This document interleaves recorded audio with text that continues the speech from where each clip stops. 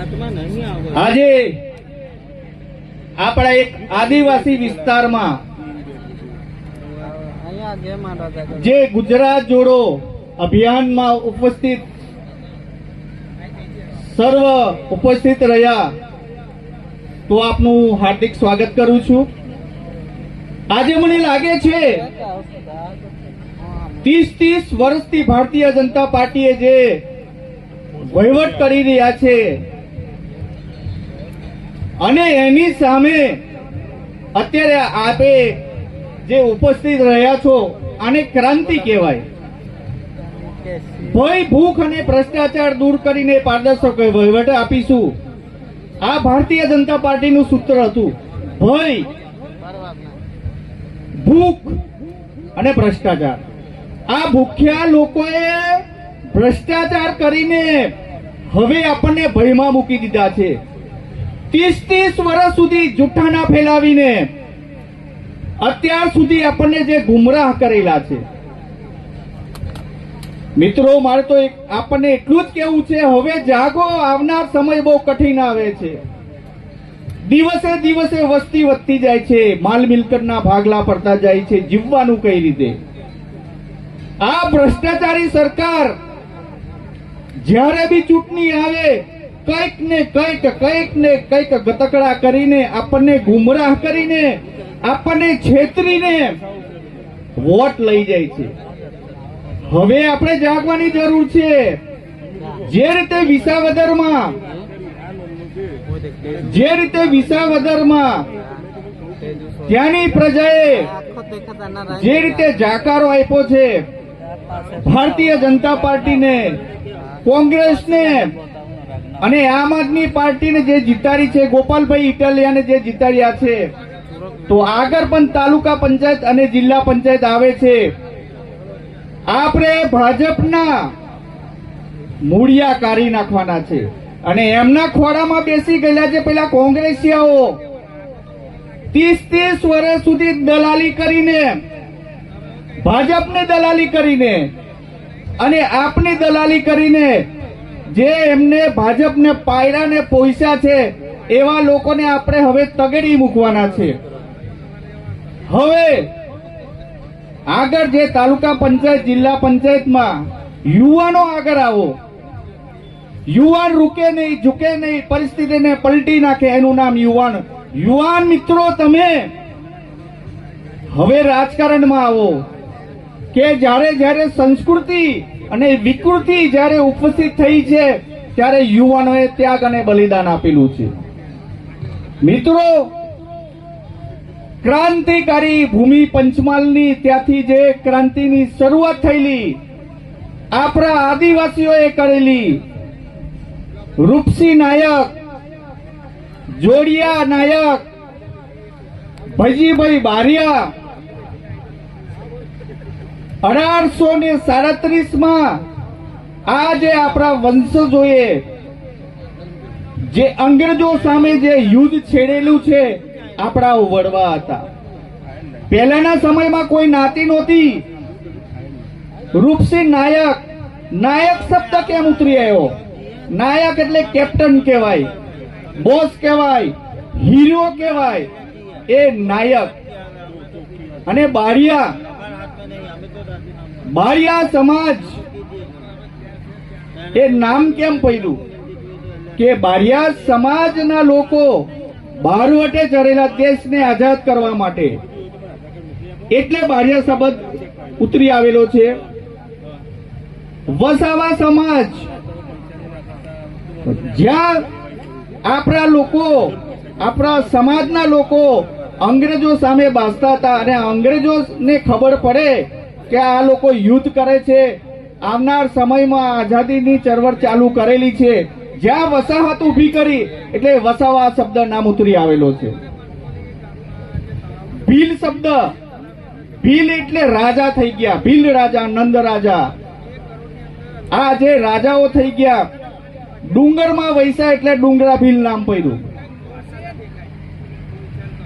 ડુંગરમાં ગયા ક્રાંતિ કરીને, અહીંયા અંગ્રેજોને ખબર પડે કે મગનભાઈ છગનભાઈ જે ક્રાંતિની શરૂઆત કરેલી છે, એટલે અહીંયાથી ડુંગરમાં જતા રહ્યા, ડુંગરમાં ખાવાનું કઈ મળે નહીં, એટલે ત્યાં તેતર મારીને ખાતેલા, એટલે તેતરિયા ભીલ નામ પડ્યું. તડવી, તડવી નામ કઈ રીતે પડ્યું? તો કે તટ પર વસેલા, નદી કિનારે વસેલા, નહીં પૈસો કે નહીં અનાજ, જીવવું કઈ રીતે, પેટનો ખારો પૂરવા માટે, પેટ ભરવા માટે નદી કિનારે વૈસા. શું કામ? માછલા ખાવા માટે. માછલા ખાઈને બી પેટ ભરેલું, એટલે તળવી ભીલ નામ પડ્યું. હું કઈ ગલત તમને કહેતો નથી, ખોટું કહેતો નથી, હું વ્યવસાય વકીલ છું. કેમ આ મારે શબ્દો તમને કહેવા પડ્યા? કારણ કે અંગ્રેજો નાતી છોડીને અહીંયાથી ગયા. કુલીનું કામ કરતેલા, એટલે કોળી શબ્દ નામ આવ્યો. કુલી ઉપરથી કોળી શબ્દ ઉતરી આવ્યો. આ મારા વિસ્તાર અધિકારી બેઠેલા છે, એમને કદાચ ખબર હશે.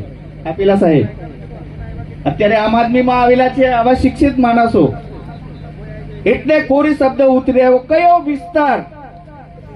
રહેઠાણ ઉપરથી અપભ્રંશ થઈને શબ્દ ઉતરી આવેલો, એટલે રાઠવા વિસ્તાર. રહેઠાણ ઉપરથી રાઠવા શબ્દ ઉતરી આવેલો છે.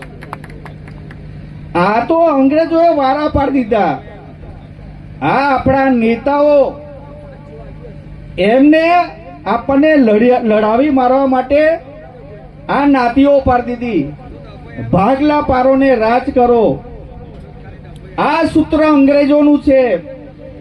ભાજપ એટલે અંગ્રેજોની ઓલાદો, હું તમને કહેવા માંગુ છું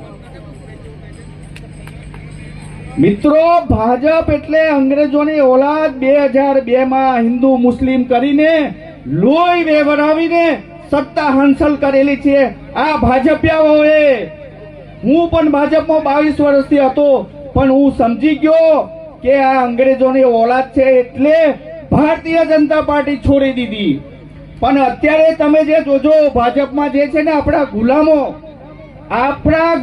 આપણા સમાજના દલાલો, સમજી લેજો, એ અત્યારે નીકળી પડેલા છે. પણ આપણે સમજવાની જરૂર છે કે આ દલાલો છે. અમે તો ક્રાંતિકારી માણસો છે, ક્રાંતિ કરવી જોઈએ. આ જે ભાજપ વાળા ખોટી રીતે કોઈ બી વિપક્ષનો વ્યક્તિ હોય, મોસ્ટ ઓફ તો આમ આદમી પાર્ટી અત્યારે ટાર્ગેટ ઉપર છે. કોંગ્રેસ તો મરેલા છે, પેલા એમને તો લખો થઈ ગયો છે. ગુલામો છે, ગુલામો સાથે, મરેલા મરદા સાથે તમે કોઈ અપેક્ષા ન રાખી શકો.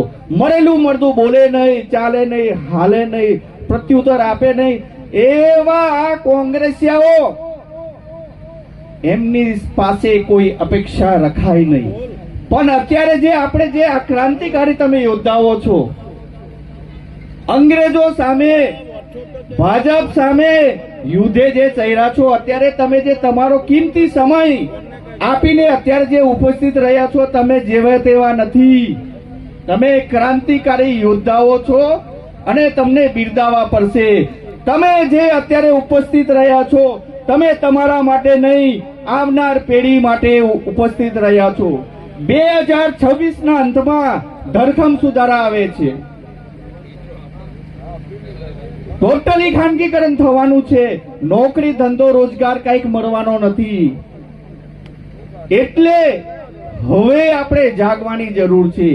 આવનાર બાળક આપણને પૂછશે, પપ્પા, મમ્મી, આ નીકળી ગયું, તે નીકળી ગયું, નોકરી મળતી નથી, રોજગાર મળતો નથી, કઈ મળતું નથી, આપણી પાસે એટલી જમીન પણ નથી.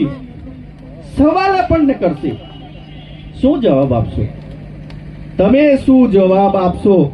પેલા ગુલામો તો ગુલામી જ કરીને માલ મિલકત ભેગી કરી લેવાના, પણ આપણે શું જવાબ આપીશું? તો આપણે કહીશું કે પંસોલી ગામમાં ભાજપ જે ભોળવીને 30 વર્ષ આપણને ગુલામી કરી, તો એના સામે અમે મર્દાંગીથી મીટિંગ રાખેલી. એ વિડીયો હશો તો તમે તમારા સ્વજનોને, તમારા સંતાનોને તમે બતાવશો. પણ ઘણાને તો એવું છે પાછું, આપણે શું, મારે તો ખેતીમાં જવાનું, મારે તો નોકરીમાં જવાનું, મારે તો મજૂરીએ જવાનું. એ વિચારશો નહીં. સૂર્યમાંથી પડતું એક નાનું સરખું કિરણ એને એમ નહોતું વિચાર્યું હું નાનું છું, સૃષ્ટિને પ્રજ્વલિત દૈદીપ્યમાન હું નહીં બનાવી શકું. ના, સૂર્યમાંથી સતત કિરણો વરસાવવાના ચાલુ રહ્યા તો અત્યારે એ દિવસ છે, નહીં તો અંધારો હોત.